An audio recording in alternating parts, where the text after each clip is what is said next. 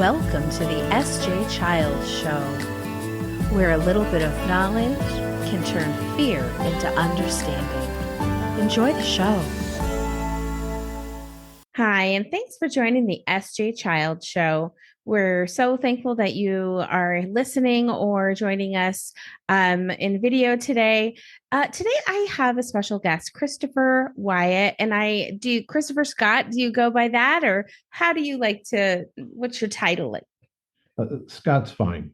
Oh, okay, wonderful. Well, it's so nice to have you here today. I'm excited to learn more about you and really just kind of share your story. And yeah, so tell us a little bit about yourself and why you're here today.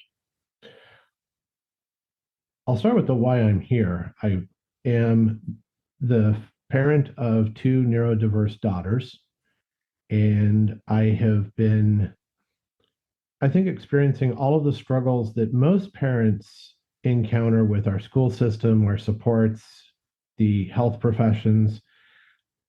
But the added stress to that is that as a neurodiverse and disabled individual myself, I had hoped when my wife and I became parents that many of the problems and challenges I had faced growing up would have been greatly reduced through social change and some of the legislative mandates that have been enforced over the last few years.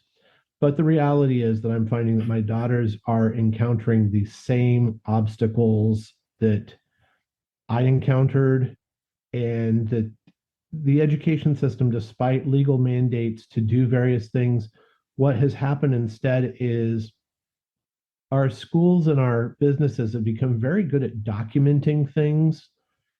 And much like ISO certification, documenting a process doesn't mean the process works. Amen. Yeah. Isn't that the truth?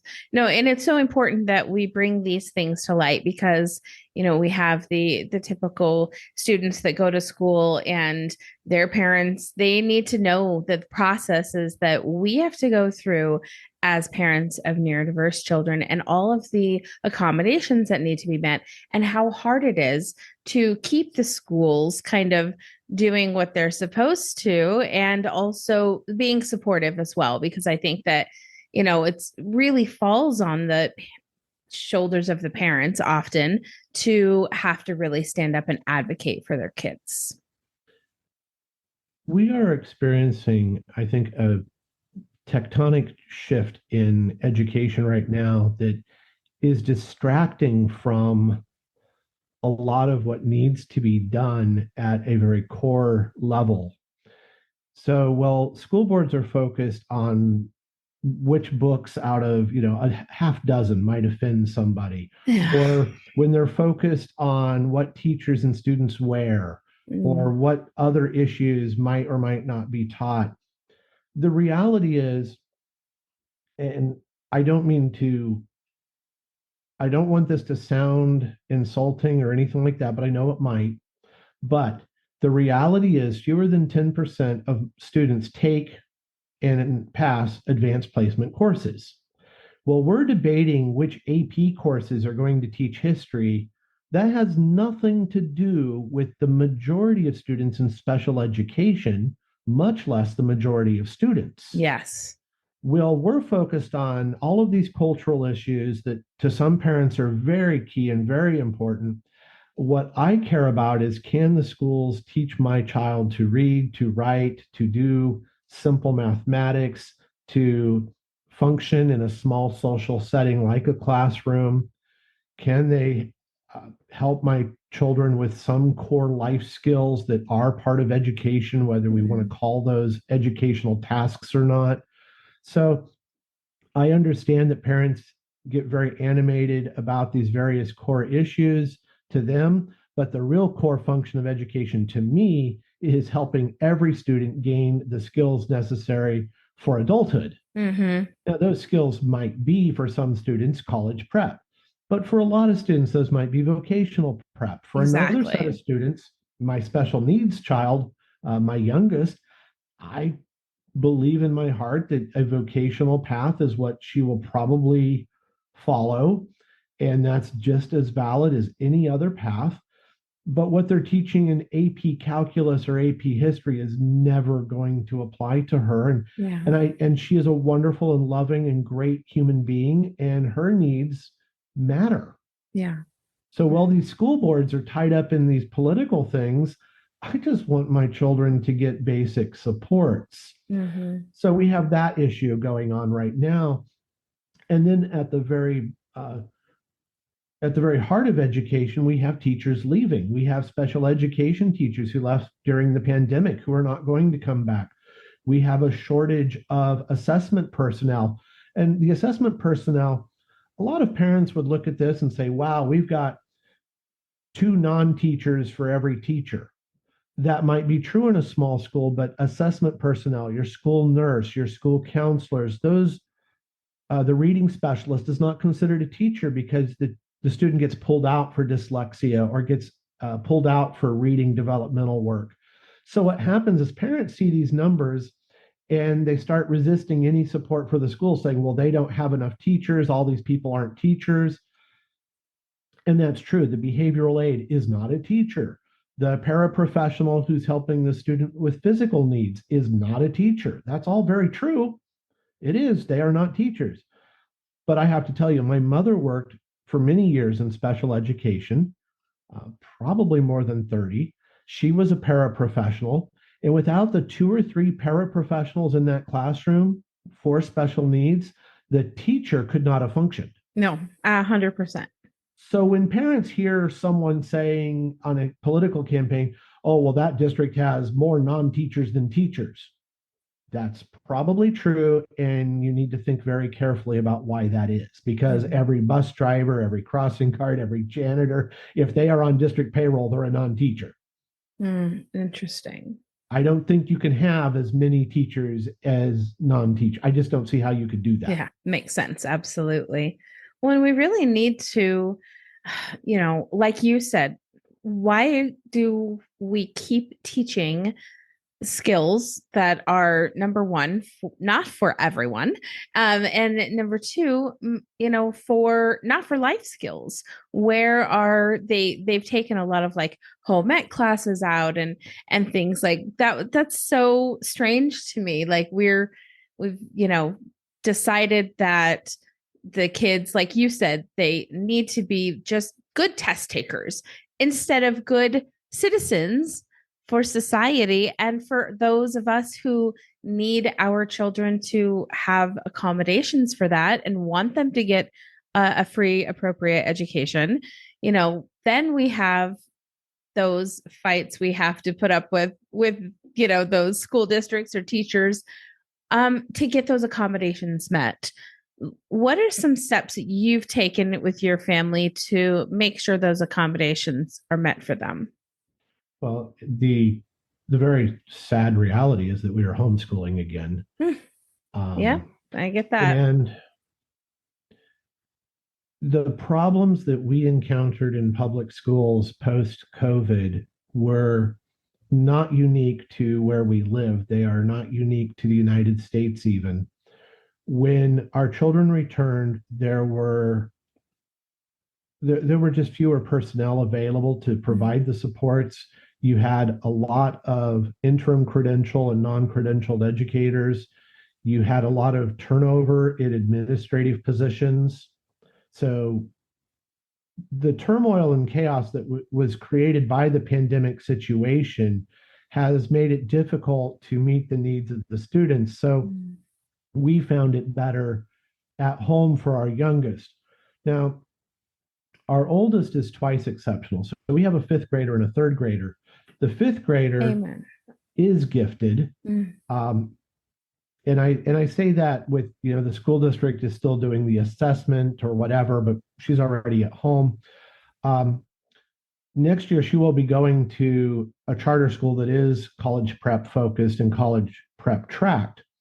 What we found was that if you are outside the norms in any way, they can't really meet your needs in most school settings. So homeschooling became essential for the youngest because her ADHD uh, combined with her speech language pathologies, which include dyslexia and dysgraphia, those challenges that she had were making it difficult to function in a crowded and chaotic classroom that was being overseen by a new teacher. Mm-hmm. So you didn't have the experienced teacher, you didn't have paraprofessionals in the room to support that teacher. There just wasn't enough there to help my youngest. Mm. The oldest, we were very curious about what was going on because she complained that she felt isolated and alone. And what we found was that because she was ahead of many of her peers who had fallen behind during COVID, that the teachers had created leveled groups so they could work with the middle group, the low group, the high group. And what we found was she was sitting either alone or with one or two other students at the high level, bored out of her mind. So when we asked, well, we noticed you haven't brought home any homework. Well, I don't have any.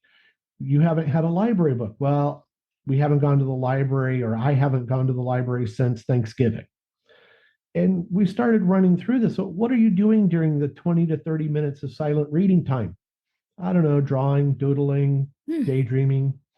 So, when you think about it, if that's 30 minutes a day of silent reading, that's an hour and a half a week.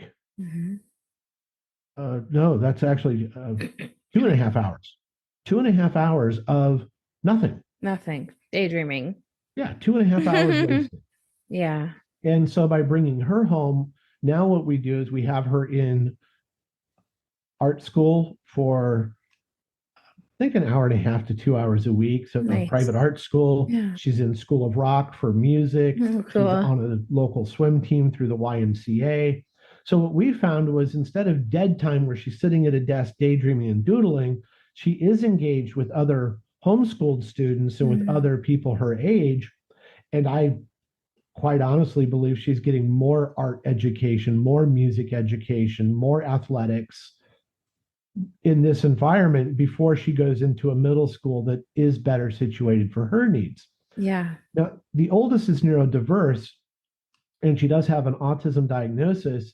So for her, being isolated was something not unusual to her, but it was very odd that she found that she's sitting there with nobody else equal to where she's reading, to where she's doing science. And we got her report cards. We're looking at straight 100s in the English, straight 100s in the social science, straight 100s in science. It's like, okay, well, you have perfect grades, literally. Yeah. What more can we do for you? So at home this week, she was building models of the skeleton, and she did a model of the human muscle, the muscular system.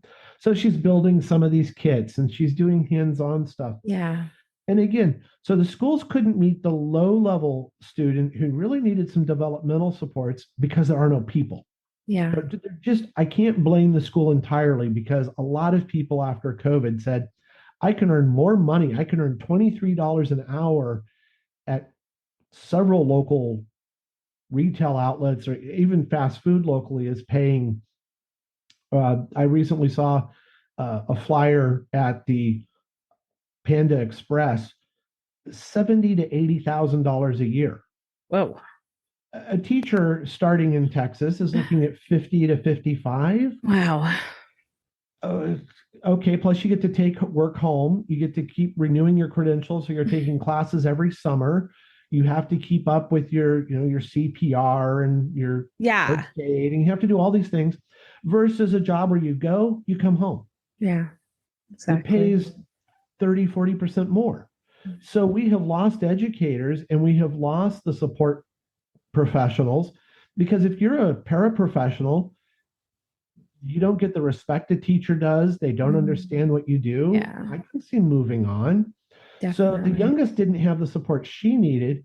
Well, at the same time, the oldest, because she was gifted, they also don't have all of those programs anymore, because those are tied up in political nonsense. Yeah. No, I can't believe how similar our families are, which is so amazing when that happens, because we don't know each other ahead of time. But our oldest son is twice exceptional. He was reading at 1 and writing at 2. Nonverbal till he was 4, but had three languages by the time he was 6, and on and on and on. Now we call him 13 going on college professor. And then the, 11-year-old who the same as your youngest, the dyslexia, dysgraphia, autism, ADHD, and really understanding. And the funny thing is, she's actually the one that's in school at a charter school that is getting actually great support this year. I'm so thankful for. But our oldest has been home since first grade. It's just been like this impossible feat to find proper program for him to be a part of. I am heartbroken that I am enrolling both daughters in charter schools next year.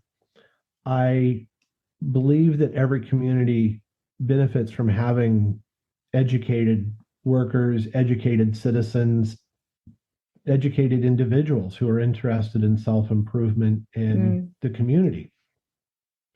The reality is that it is very difficult for schools to get funding. It is very difficult for schools to encourage parent participation. There are a lot of obstacles. And I would argue that this is coming from, unfortunately, across the political spectrum, and parents are stuck in the middle because most of us aren't politically engaged radicals. We are not, we want an education. And what happens is we've seen in parts of Texas, I'm thinking of some communities south of Austin, people move in with a political agenda, take over the school board, focus on all the political things. They just voted down some school bonds around the Austin area. What people read when they hear a school bond will affect your taxes, they say, okay, well, I'm not paying anymore because it's not a very good school. And then you point out, well, our elementary school has a lot of portable buildings because they need a classroom. You're saying you don't want to give them money because the students aren't doing well, but has it dawned on you that they're not doing well because they don't have a classroom environment? Absolutely. And these are hard choices that cities and counties need to make as they invest in their programs. And also the funding mechanism, which does vary state by state, but in most states, you're looking at property taxes funding education. You can look at some county reserve programs depending on the state. And then you also have state supplemental funding, which usually comes through average daily attendance. So what happens is you have local, state, and federal mandates on top of everything, and never the money to do it all properly. So of course they focus on the one thing that everyone hears about, which is test scores. I understand why this happens, but it's often a very very intentional misreading of No Child Left Behind. No Child Left Behind did not call for annual testing at all grades. It did not. It does not mandate any such thing. I don't know where this test mania came from, other than companies that make tests. Yeah, right. I Isn't that the truth? Fathom why. And state legislatures, because if No Child Left Behind said that you were supposed to evaluate students in 4th, 8th, and 12th grade, which makes sense when you think about it, middle school and high school, right? We really need to know where our 8th graders are and where our 12th graders are leaving as they go into the world. And yet they are testing every single year at every single grade level. Right. And that is a state thing because there is no such federal mandate to do that. So what happens is these states do it and they publish these report cards and they make it a competition to move into the better neighborhoods with the higher property tax values. And they've really created this conflict over test scores, which is even only part of an education because typically the test scores they look at are reading and math. Social studies is rarely included in testing. In some states, science is only included in later grades, or if at all. So they focus on math and English at the detriment of all of, as we've said, the life skills. You're not going to get a good civics education because, well, my gosh, civics isn't tested. So let's not bother with too much time on being a good citizen. We've got to get those math scores up. Yeah, it's crazy. And I can't blame entirely the teachers or administrators for these choices, but we need to remind ourselves and our state leaders that the federal government doesn't say you have to test everything all the time, and it should stop. Yeah. What are It some should stop. what can we do? What can we do as citizens and, parents of our special needs kids? And how can we help just as regular people to make some changes? I think the first thing is start by recognizing that the teacher you are working with for your student, that teacher is overwhelmed by all of these mandates to fill out the IEP, the 504 plan. If you have a behavioral intervention plan, a BIP, if you have all of these things going on, that teacher has to record and log all of that. Mm, So each new thing that you give a teacher is taking away from their instructional time because they have to take the time to plan these things. yeah. If you have taken away the support personnel, now that's all on the teacher without the help of a paraprofessional. So a lot of things that parents do wrong start with those early contacts with the teacher. We have to remember that that teacher is dealing with between 20 and 25, in some states as high as 30 students. Yeah. Up to a third of them have some sort of special intervention, ranging from an IEP all the way to a gifted and talented designation. There are twice exceptional students, as we've said with our oldest and your oldest. We're dealing then with a student who might have both an IEP and a gifted and talented child. Yeah.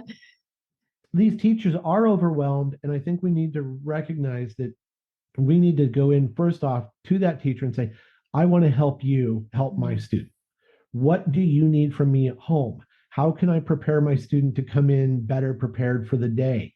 Can we set up some routine so you're less stressed helping my student, while at the same time my student is less stressed about going to school? Mm-hmm. When it comes to administrators, the turnover is getting very high, especially in some states, of superintendents and principals. It Mm-hmm. is reaching the point of absurd. The one report I read, and I cannot recall if it was Texas or Florida, but we're now looking at year and a half is about as long as a superintendent's lasting. Wow. And part of that is because of the very rapid turnover in superintendents in the last 2 years, 3 years, as boards vote them off for whatever reasons. So you don't have steady leadership. So taking this up with your principals and your superintendents is almost a non-starter because those people will be gone in a year or two at far too many schools. Yeah. Your teacher is your first line of defense. Your teacher, and having that good working relationship with that classroom teacher. School boards need to be remembered that all of the time that they're spending on social issues and hot button issues for a handful of students, if they're important to you, that's nice that they're important to you, but they're not helping the majority. Yeah. You are wasting time. While you are debating 5 books that offended you, you are wasting time. While you are fighting over spending on one little tiny line item, you're forgetting all of the other items in a school bond or in a school funding plan. Yeah. I read about a Virginia school district that was trying to figure out how to deal with integrating bathrooms and potential transgender students. And no one had asked the very simple question, is there even a transgender student in your district? Mm-hmm. But they were wasting hours and hours of school board meetings deciding which bathrooms to shut down and which things to remodel, because there are building codes on how many stalls you have to have per male and female when you build anything, especially with public access. Yeah. And I'm sitting there thinking, you were wasting all this time instead of what should our teacher pay be? How can we retain our best teachers? How can we attract better teachers into the profession? You are wasting all your time on an issue that might affect 1 or 2 students in the entire high school. Yeah, definitely. And this upsets me as someone who is, I strongly support some of the social equality movements going, diversity, equity, inclusion. These are important concepts. But as we debate them on the so-called left and right, my child's needs aren't being met. Yeah. And, let's think about it. when you think about other parts of the world, there are no high school athletics. Mm. Right? You go to school in Germany, you go to school. Then you join a local city league if you care about sports. There are Interesting. universities. They don't have giant stadiums for football, soccer. They don't have them. You're not going to find a 110,000 seat stadium at a university like Cambridge or Oxford. It's not Mhm. going to happen. We are so focused on our cathedrals to athletics, and then who can and can't participate, who's a boy, who's a girl, who can wear this, who can wear that. Yeah. Are athletics our primary purpose for our schools? No. And if they're not, then why are they consuming so much of our debate time in our board meetings when the Mm. board can just say, okay, athletic boosters, you want to raise money for something, go raise money. We need new science equipment because our science textbook, is still talking about landing on the moon. Right. Yeah. You know, we are being distracted by the political whims of these two fringes, and it's those parents of the special needs student, of the twice exceptional student, paying the price. Yeah, absolutely. The charter school that we're enrolling our oldest in proudly says we do not have a football team. And yes, we're in Texas. Right? Yeah. I We know. I don't think have the it's, money for that. I've used that before as just kind of an analogy of how upside down our society is. Like we pay football players, baseball players, these and gorgeous, ridiculous amount of money, and our schools and our children suffer so that they can watch a football game. It's absolutely absurd. And I'm not, not saying that athletics and like good health is not an important thing, right? But the way that we um honor those things in society is just backwards and absurd to me. Well, and I love that my oldest is active, that she's interested in Yeah. swim team. I love that the youngest for a while was doing jujitsu and swim. I love those things, absolutely. But what I'm saying is our school districts, when we take a look at where we're spending our money and devoting our resources, and even our resources include the time and energy debated by school boards. Yeah. Yeah, I remember how many hours and hours were wasted talking about who can or can't lead a moment of silence before football games. And all I can think of it during the school board meeting is, you're aware that we don't have enough testing professionals for kids with special needs. We don't have enough Yeah. paraprofessionals. We don't have enough admissions officers. So again, these issues that are important to people might be hiding real problems with our schools. As you said, well, they're debating all of these other social issues. Do they have what they need to teach auto shop, wood shop, home economics, what's now called domestic science and things like that? Do we have those Mm. classes for those Yeah. students who are interested? Now, the proper name nationally is Career and Technical Education, Mm. CTE. But CTE programs get cut very quickly Mm. during all these fights, because if you have to pay let's say you have to pay $150,000 in legal fees because your district got tied up fighting over two books in the library, that $150,000, I guarantee you, is going to come from the students who are taking wood shop, welding, auto shop, maybe the culinary arts, maybe some of the other vocational programs, because they're not going to cut the AP history. They're not going to cut from the average classes that the parents see. They're going to cut from those edges. Mm-hmm. They're not going to cut the baseball program or the basketball program, Mm-hmm. but they'll cut something to cover that $100,000 in legal fees that they just wasted. And that's what concerns me. And it isn't that I don't see their concerns, but I don't think they're seeing the big picture of there's such a limited amount of money. Yeah, absolutely. And going to a charter school, which we are going to do next year with both of our children, the special needs charter school means that our local district will not get her ADA funds. She Mm-hmm. will not be part of the local district. So now, as a problem, she just goes away. And we move her to a charter school that better meets her needs. But then the charter school begs for additional donations, has to do fundraising. And the charter school for the gifted that the oldest is going to does the same thing. They want parents to sign up for a monthly direct deposit donation to keep their programs going. Interesting. They Again, she will be money that our local district doesn't get from ADA because she will not be in the local district.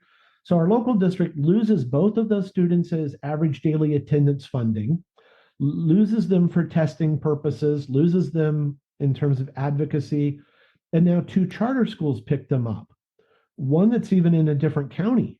Mm. Um, so the youngest, her money will then go to Travis County, which is south of us. The oldest is going to be attending the charter school, which is in Georgetown. So that money goes away from our local community. So I'm not thrilled, but Mm-hmm. as a parent, I have to look at our local board and say, you just built a brand new, beautiful football stadium. It is a gorgeous football stadium. It is amazing. And they are getting ready to do some new things, but parents are opposing the new bond for classrooms. Mm. They have a new bond issue where they want to build a second high school, which is badly needed here. They want to Yeah. build another middle school, which is badly needed because, quite honestly, things are old and you need new. Yeah. And people are fighting those, and it's a political movement to fight those and say, well, they need to get certain things right and close the Office of Diversity, and they need to do this before we'll give them any money.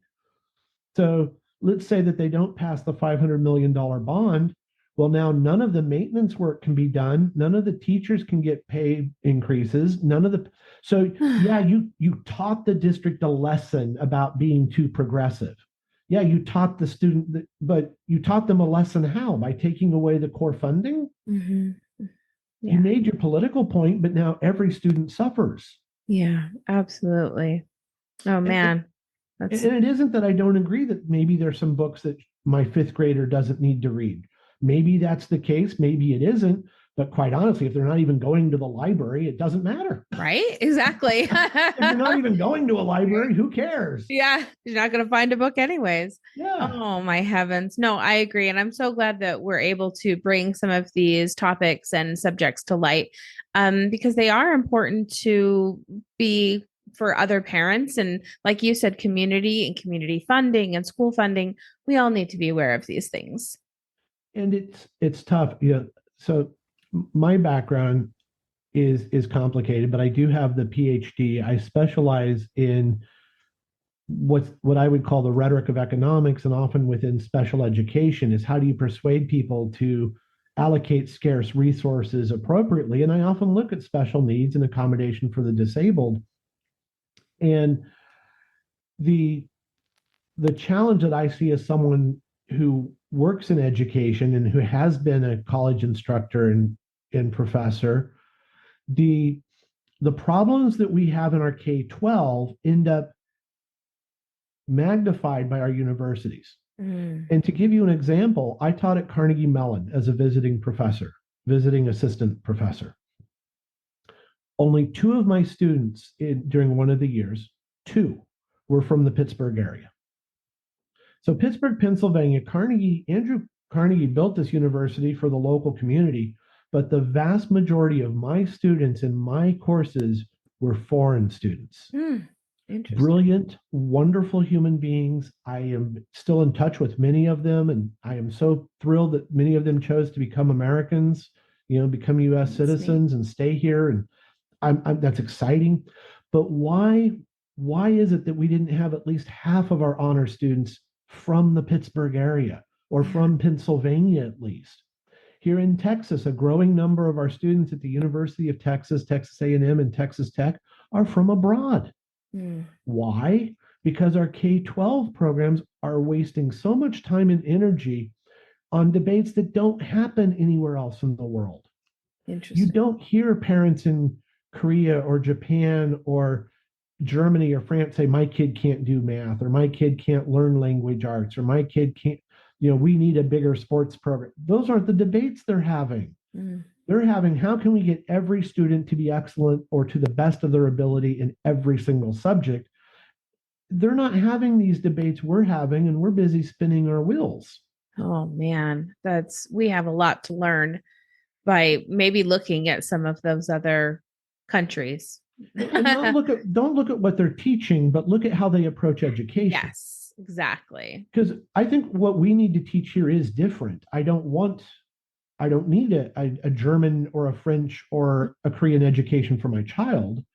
Um, but what I want is that community emphasis, that community idea that we had Yeah. 40, 50 years ago, that the local school is the community, that the local Yeah. school, the local teacher, the school board, there was a pride in our community schools. The kids walk to the schools. And yet, here in Texas right now, there is a movement to uh, support school vouchers, school choice, more charter schools. So, what happens is in a neighborhood, maybe I don't know, the kid across the street from you is going to one school, and the kid, down two doors down is going to another school, and your kid's going to a different charter school. To me, the concept of community is what makes us care about each other. Yeah. It's what makes us invest in each other. If our kids are all going to different charter schools and different private schools, if we are all doing our own thing, then there isn't that community That's involvement and that lost. community Yeah. agreement that we need better schools for our city and our county. Mm-hmm. It says, oh, my kid goes to the charter school. I don't care what happens to your school. Yeah. And again, I am making the same decision I would accuse the state of letting happen that has hurt schools.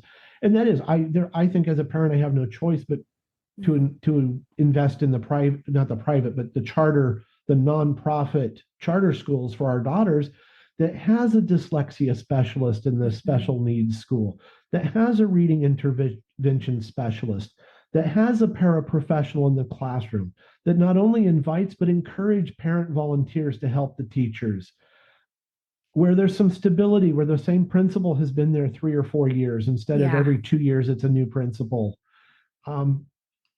It breaks my heart, but so I feel guilty about sending my kids to the charter schools and even homeschooling and pulling out their funds. But as a disabled individual myself who struggled with being physically and neurologically different, I have to think about and advocate for my kid. Mm-hmm. It doesn't mean I give up fighting for the local schools and hoping that they someday improve enough to serve everybody. Yeah. But right now, I don't believe our local schools do serve everybody. Mm-hmm. I think they serve 2 weeks of state testing, and they serve Yeah, right.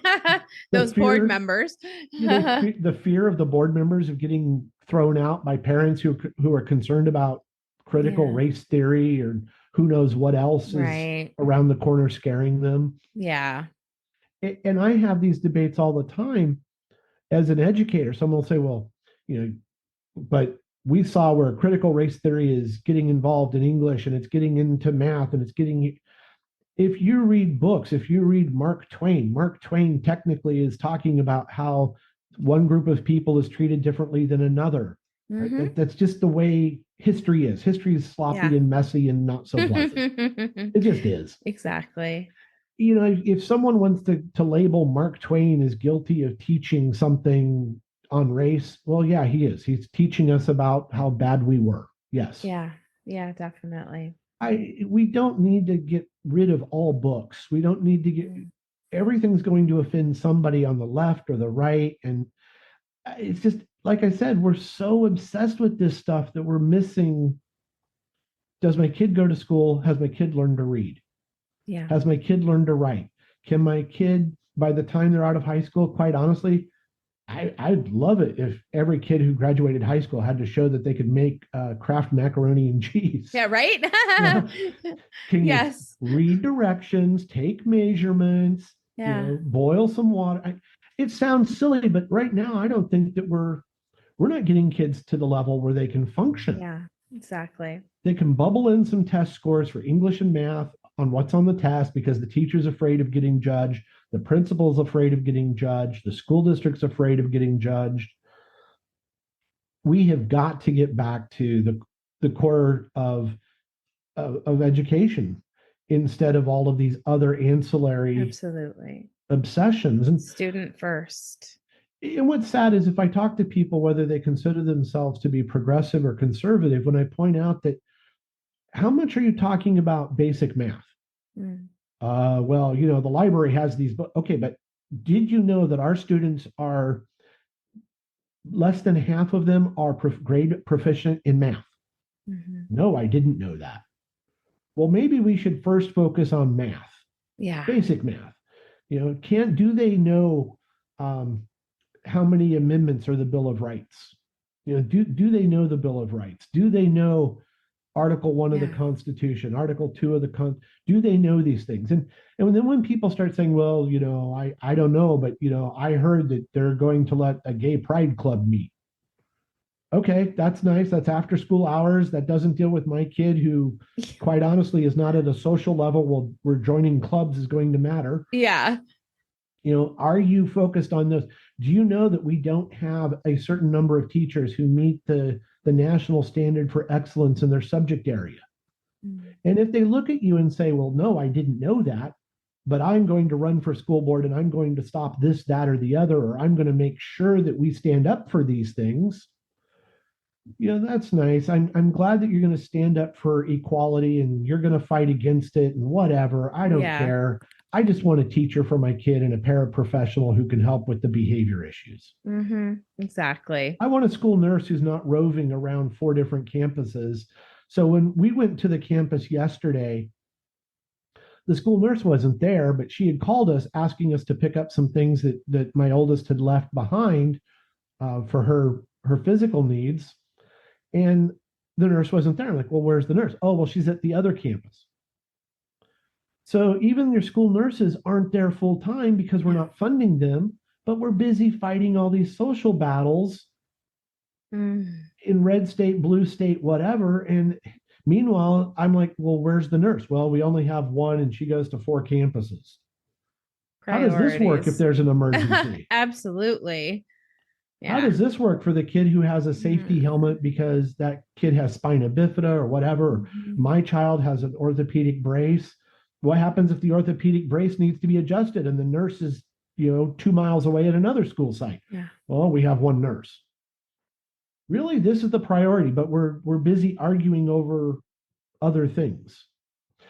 Yeah. And I'm Definitely. always stunned about how many people who are making these arguments don't have kids in the school. Isn't that the truth? Huh? That's a really hard one to be faced with as well. Yeah, I feel like saying, okay, well, Governor, whoever, and I don't care if it's, a blue state governor or a red state governor. I have yet to meet many politicians who sent their kids to the public schools. Mm-hmm. Yeah, but yet they're making decisions for our children. Yeah, it's like, do your Yeah. kids go to your public school? Well, no, Yeah. it's a matter of safety. Oh, oh. So what you're Uh, saying is our schools aren't safe. Yeah, I would agree. I would agree they're yeah. not. Yeah. No, But your kids aren't in them. So fortunate. Yeah, so you're not exactly. actually fixing the problem. Mm-mm. So that bothers me when I hear No, we're things like, educated about it. Yeah, exactly. yeah, when I hear that the politicians, as I said, left and right, they're sending their kids to private schools in New York, private schools in California, private schools here in Texas. Yeah. They're not sending their kids to the local school. Yeah. Right. Exactly. So don't tell me that you are protecting the kids fighting this issue or that issue, because Yeah. left and right, your kids are going to some elite school. They're going to go to Harvard. They're going to go to Yale. You Mm-hmm. went to Harvard or Yale. You don't care Right. about the state university because you didn't go to one. Trust Yeah. me. And again, it's heartbreaking, but I can say this about whether it's on the left or the right. You look at the politicians; they all went to Yale or Harvard. They all got the Ivy Fulbright League. scholarships and went Mhm. overseas and did Cambridge, Oxford, LSE. They're not typical, and they don't fight the battles that the typical parent does. Yeah. They're like, oh well, we passed a law, the Individuals with Disabilities Education Act. Okay, do you know what that law has done? It's made education better. Really? What it's done is it's created checklists of paperwork that you go to a meeting with your child and you sit through an IEP or a 504 or an ARD where they check little boxes and try to figure out what is the least they can do on their very limited budgets Mm-hmm. to provide a free and semi appropriate, but not quite appropriate Yeah. education. You haven't accomplished anything, and because your kid's not in the schools, don't give me that you know that it's been Yeah. fixed. Yeah. Or that the passion is really there for it. Exactly. It, Oh my and goodness.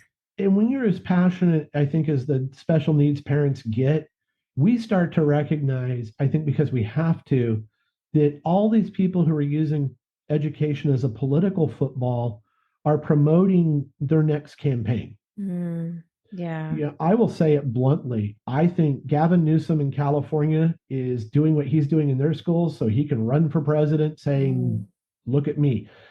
Greg Abbott is doing what he's doing in Texas for something national. Ron DeSantis is aiming for something national. And mm, again, as I said, Newsom in California is guilty of this. You're seeing this in New York with movements that they're making. This is not a red blue thing. It is a politician thing. How can I yeah. exploit children? How can I use the children as a campaign issue? How Mm-hmm. can I say that this group or that group doesn't love children? Mm-hmm.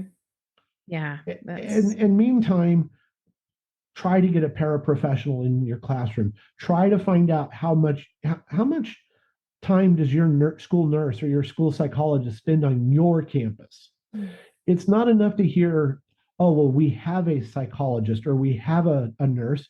Really, what hours are they here on campus? yeah. Oh, well, they're here Mondays and Wednesdays from 10 to 2. Yeah. Oh, where are they? Where are these people the rest of it? Oh, well, they're at the other six. No, that doesn't work. Yeah. But we aren't asking these questions. And I don't think either side wants us to ask these questions. They want to tackle the big, gets headlines, gets me on the news. I get do some sound bites. Here in California, we're going to embrace everyone. Here Yeah. in Florida, we're going to protect you all from the whatever agenda. And parents are stuck not knowing that there's no school nurse, not knowing that there's Yeah. no special needs assessment, not knowing that there's no gifted and talented program. We don't know all these things because everyone's so busy talking about what's in the school library, the school gym, school athletics, who's competing against whom. Yeah. And we're caught in that fringe. Our kids aren't going to be on the football stars. Right. They're not going to be the AP test takers, a lot of them. Hopefully your oldest is and my oldest is, but a lot of our children aren't. Yeah. So the special needs parent, these debates don't even apply to us. Yeah. Exactly. Exactly. Do you have a website? I know you do because I went there, right? You have where somebody can get in touch with you if they want to get more information or help you or get an advocate kind of on their side. Well, I blog as the Autistic Me. That's also fed through Twitter and even LinkedIn and elsewhere. Just Autistic Me. So it's at Autistic Me on Twitter. You can also then look for Autistic Me on Facebook. The blog is a little more complicated, but I hope we can put the link there in the website. Absolutely. Facebook is easy because then they can link to the blog. They can find the podcast. The podcast is called Perspectives on Neurodiversity Mm. because there isn't a single perspective. There are many things with which I disagree, but I've had guests on and talk about. Yeah. Um, as a neurodiverse individual, I don't find the puzzle piece really represents me. I hope not, because technically I think all humanity is a puzzle. Yeah, right. uh, you know, but I'm not going to. I don't say, oh well, you can't be on my podcast because you don't believe what I believe. I think that's Yeah. half the problem we have in this world is we're not listening to each other. Yeah. So if they look for Autistic Me, they will find those things. And if you look for perspectives on neurodiversity on iTunes or Apple Podcasts now or anywhere else, you'll find the podcast. Perfect. I try to be, as I say, an equal opportunity curmudgeon. I'm really tired of everyone ignoring special needs. They think Yeah. we put in a wheelchair ramp, we did IDEA, we passed ADA years ago. Everything's all better now. Yeah, that's not the case. You wouldn't be homeschooling. I wouldn't be homeschooling. Exactly. We wouldn't go out in our communities and find ourselves, treated the way we are, truly. And, our definitely our society really does need to do better. And what really a parting thought on how I take this is, unfortunately, even those who say that they are allies and advocates, a lot of times you end up with a very soft, almost condescending um, ableism Mm, of, oh, we know your daughter will always need supports. I don't know that. yeah. I don't expect her to become a genetic, scientist or something. I don't expect that she'll become an astrophysicist, but there is no part of me that thinks she can't become a healthy, Yeah. happy, productive, independent member of society. I don't like the condescension either Yeah. of, oh, well, we need to do better for people like her. How can we let her be the best she can be? Hmm. I don't want either the soft condescension of ableism that I hear on some progressive podcast who are always talking about what can be done for those in need. Well, how about you listen to them and you not talk so much? I like that. Yeah. When Active we listening, right? Yes. when we do an IEP or a 504, I take my daughters in and I just say, Yeah. what would you like? Yeah. What do you need? 100%. We just had ours yesterday, and that's exactly what we did. Her and I went over all of the accommodations she could ask for if she needs them ahead of time. And then when we were in the meeting, it was so much easier to say, well, this is something that we talked about previously that you might need. So, teachers, this is what we are looking at. And it was just like smooth and yeah, it was like flawless. I'm going to take, it's a, I don't know, kind of a altru it's a truism that obviously isn't always accurate, but it's the saying that you notice that it's a lot of men voting on women's rights. It's a lot of upper class people voting on poverty programs. It's a lot of able bodied people voting on how they're going to help the disabled. Hmm. As someone who is disabled, I always thought, well, why don't they ask me with my palsy? Um, why is it that using a mouse is difficult and I want a trackpad? I have tremors on one side. Why don't they ask someone in a wheelchair, is this ramp wide enough? Hmm. Why don't they Yeah. ask someone who's blind, have we made this room, accessible for you and your needs? Yeah. Is the braille, I saw a place where they put up braille signs and all the braille signs were up about my eye level. So if it was someone who was short or, the braille would have never Yeah. been found. Oh, It's like, heavens.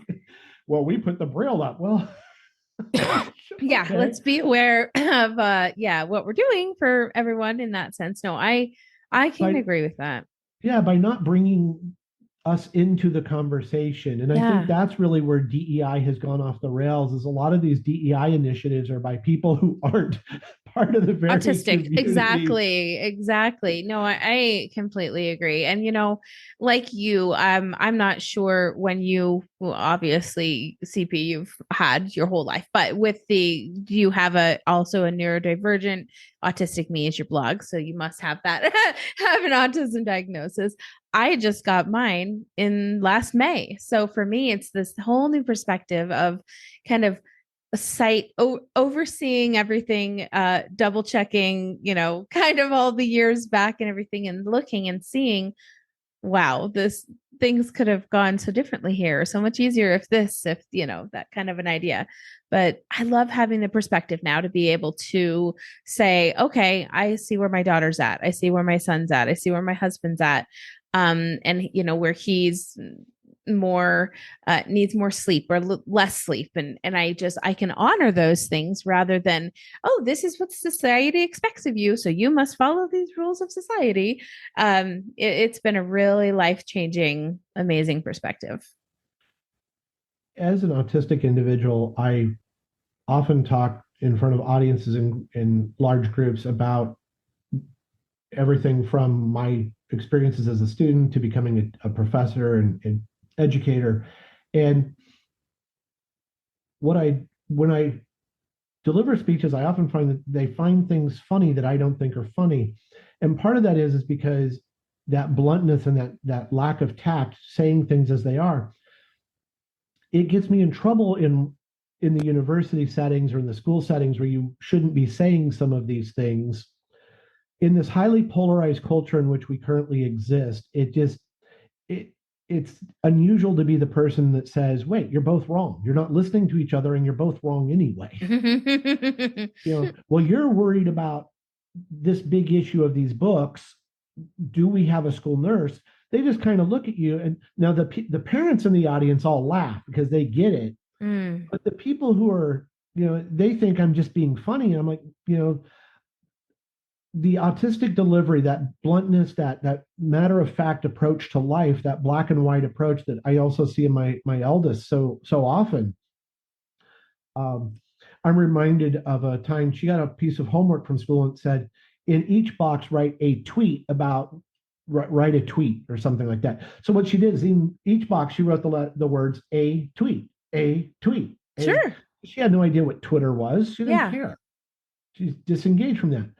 And so people find humor in these things. And I'm sitting there thinking, no, this is an autistic processing a concrete world. You told me to write a tweet. So I wrote a tweet. Mm, I don't know what else to do. yeah. So when I'm delivering speeches or doing a Q&A, I'm an equal opportunity offender in some ways, but I think that it's because my black and white thinking, I am so honed in on what do special needs students need? What do second language learners need? Mm, What do some of our oppressed communities need? How can we better meet those needs? And I'm just really blunt sometimes. I'll just say it. I don't care about your football team. Just yeah. don't care. Yeah. Yeah. Great, yay for you. Your League 6A with a $16 million stadium. Woohoo. And what I find fascinating is when I go to these presentations, they sometimes will introduce, the schools you went to, and they'll do that and they'll say, "Oh, you went to, at the time it was a Pac-10, USC, and you went to Minnesota, the Minnesota whatever Gophers." I had no idea what. I And people couldn't say, tell you. "Wow, you went to two big football schools," and I'm like, "Oh, okay." Yeah. I went to those schools to, I don't know, get an education. Yeah. Yeah. And so I don't live on that same, I'm not in that same uh, thought pattern. Yeah. And it's really strange because that bluntness is not what people are accustomed to. So they think you're telling a joke. They think you're being funny. They think you're being dismissive of their concerns. And I try to say, I'm not dismissive of the concerns of people who say, wow, this book has graphic sex in it, or that this book doesn't say enough about how Black Americans contributed to history. I understand both types of arguments. They're just not Important. in the big scheme of $500 Yeah. million school budgets. You're talking about Absolutely. $12 books. Mm-hmm. Mm-hmm. And Priorities. yeah. And so the autism, and I don't know if you're finding this now that you have the diagnosis, but as I look at my life, I know my blunt mouth has always gotten me into trouble. That's my husband. I am, and definitely our daughter and our son. Yeah, at 100% because his cognitive, and support needs are much higher than the rest of us. But exactly, and it's almost like we can't really prepare the world enough for that. They have to kind of swing with the fences as it go right on that one. So that's funny. I was, the epitome of my not fitting in a university was being at a meeting where they were talking about diversity and how we needed to promote diversity. And I just bluntly said, look around the table. We're all white middle class professors and we're talking about diversity. Yeah. And they all were like, well, yes, it's up to us. Really? Yeah. I think we should go ask the minority students that we're talking about. Yeah. How could we improve our classes for you? What would you like to see included in the curriculum? How could we better represent the Black experience or the Spanish speaking experience, or the Latin, the Latine, and thankfully, I had a student tell me Latinx sounds stupid. That's not how we Latinx in Spanish. We would say Latino, Latina, but Latine is kind of okay. We'll go with, and we need to listen to them instead of giving them 1000%. labels and tell them what they should be. And so as professors, here you had this group of white middle class professors determining what we were going to do to promote diversity. And I was one saying, well, maybe we could do a survey and ask the students Yeah. or the Let's ask the parents. people that are I don't matter know, the most. Yeah. because I'm not one of them. And they Yeah. all looked at me like, well, how can you say that? You're disabled. And I'm like, but I'm not Black. Yeah. I'm not. I'm not a woman. I can't tell you what should be in our feminist literature course. I don't know. Yeah. Exactly. And so Exactly. sometimes the best thing we can do is shut up. But as an autistic, I say that I'm thinking we should shut up. I will say loudly we should shut up. Yeah, absolutely. I'm so glad that we got to connect and have you on the show today. It's been a real pleasure to have this conversation and really good topics that we need to shine more light on and have normalized in our community. And instead of having them have the hot topic buttons, right? We should have just normal discussions. So thank you so much for your time today. And I hope we can stay in touch and keep track of each other and what things are happening. Thank you so much for having me on the show. I appreciate it. Yeah, it's been a pleasure to get to know you more. And yeah, like I said, I look forward to staying in touch and kind of seeing what happens in the future. Do you have any future plans for you writing any books for us or anything like that? Actually, the oldest and I have been working on several projects together. I'm updating some books that I had started and set aside on relationships and autism.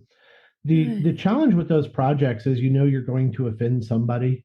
Mm-hmm. And so it's always like, how do you get this done and get it out there in a way Yeah. that can be accepted? I find that the place for the radical moderate, the loud voice in the middle, is a very narrow space. They will tell you, well, you're not promoting enough about all these other groups. And it's just like I can only speak for myself and my family. I Yeah. don't know what everyone else has been through. 1,000%.